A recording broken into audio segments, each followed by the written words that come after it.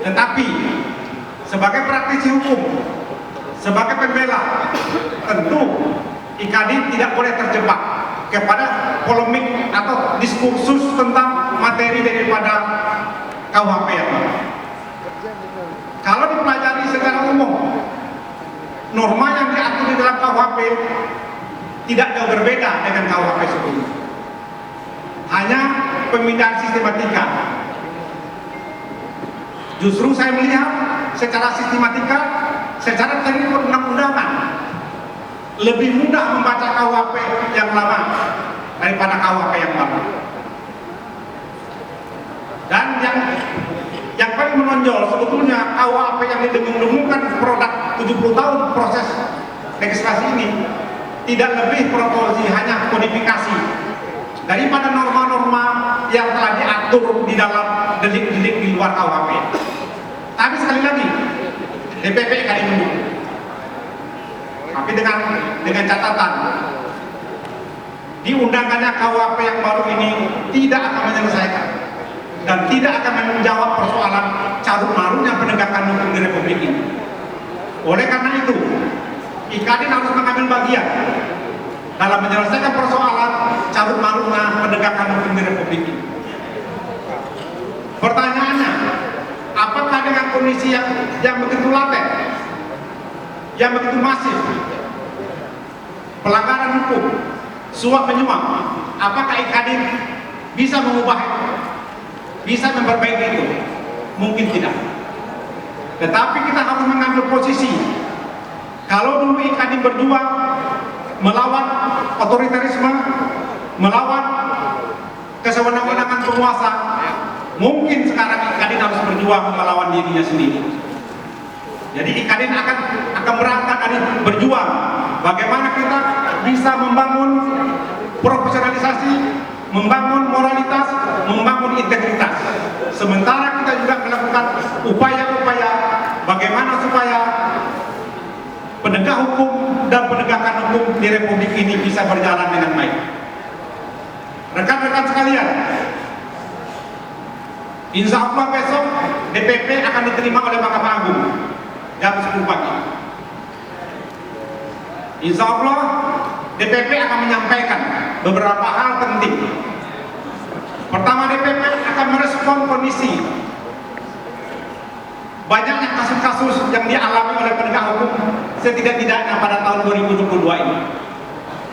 Dan yang menyolok adalah terkait dengan adanya oknum hakim agung yang tersangkut masalah suap.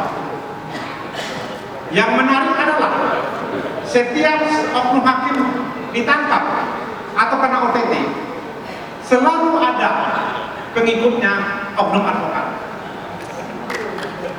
Ini yang menjadi, kita harus jujur melihat bahwa kita adalah bagian daripada persoalan.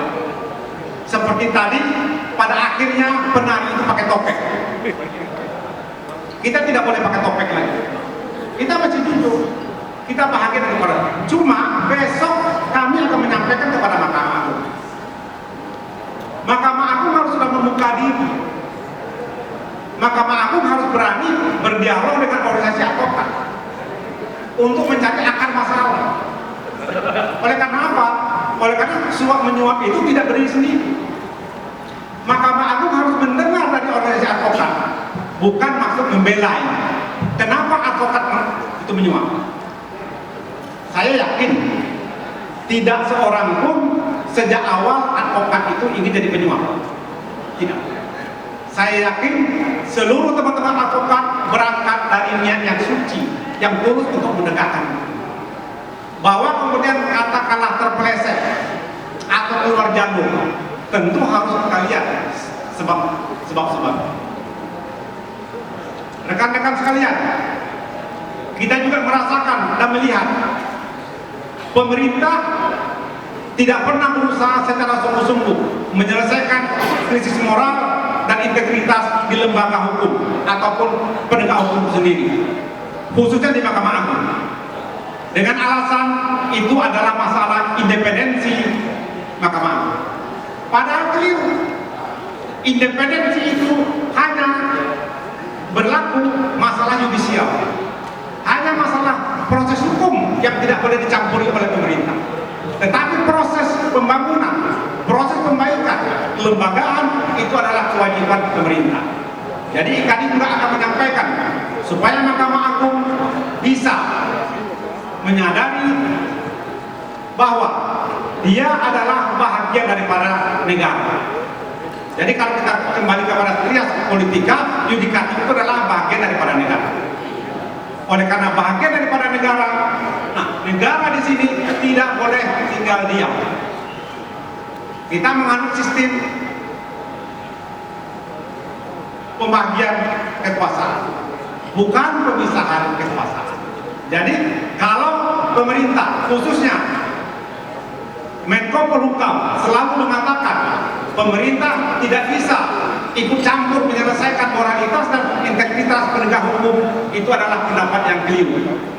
Justru pemerintah sebagai implementasi daripada negara